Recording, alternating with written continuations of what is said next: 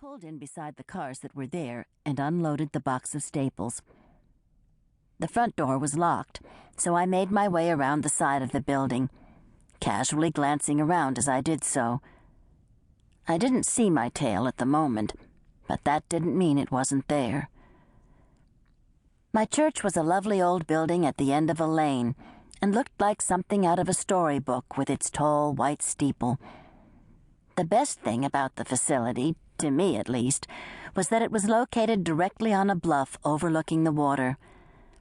Last year we had put in a prayer garden on the most scenic spot, and I sometimes came and strolled there, reading the Bible verses that were inscribed in stone, taking in the view and praying. On this beautiful May morning, the garden looked quiet and peaceful, despite the turmoil that reigned in my heart. The side door was open, so I went inside and made my way to the office, showing the groceries to the secretary there. "I noticed we were running low on sugar," I said. "I was just at the store, so I thought I might stock us up a little." "Oh, how nice," she said, standing up and following me to the kitchen. "That's great, Callie." She was in my ladies' circle group, and I let her chatter on about an upcoming event as I walked to the kitchen and unloaded the supplies into industrial-sized cabinets. "Is Pastor George in?" I asked when she paused for air. "He's in his study," she replied. "Do you need to see him?" I finished my task and tossed the box into the big trash bin. "If he's free," I replied, trying to sound nonchalant.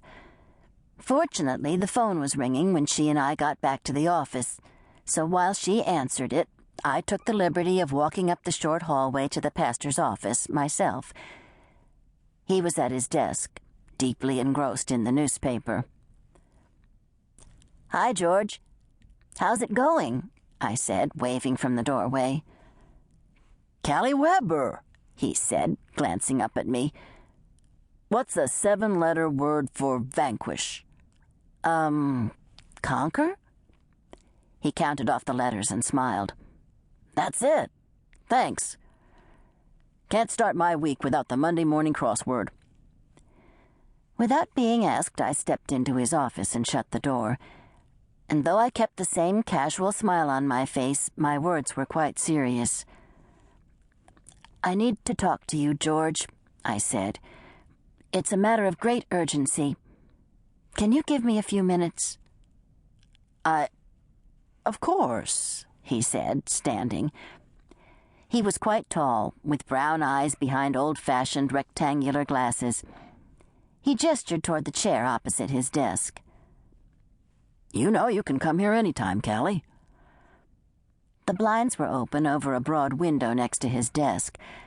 Fortunately, the angle of the morning sun allowed us to see out, but not those on the outside to see in. I sat, repositioning my chair slightly for the maximum possible view of the road. "I just need someone to talk to." "Lots of folks come to me for a little counseling," he said as he sat back down and put away the crossword. "There's no need to be embarrassed." I focused my gaze away from the window and onto his kind face. Though he and I had never spent much time one-on-one, I had seen his impressive background on his resume when the church called him 2 years before, and I knew he was a devout man of God, both from his actions day to day and from the wise words he spoke from the pulpit every Sunday. "I'm not embarrassed, George," I said. "I just have a complicated problem and need some advice. I also need this entire conversation to be totally confidential, without question, without compromise. No offense."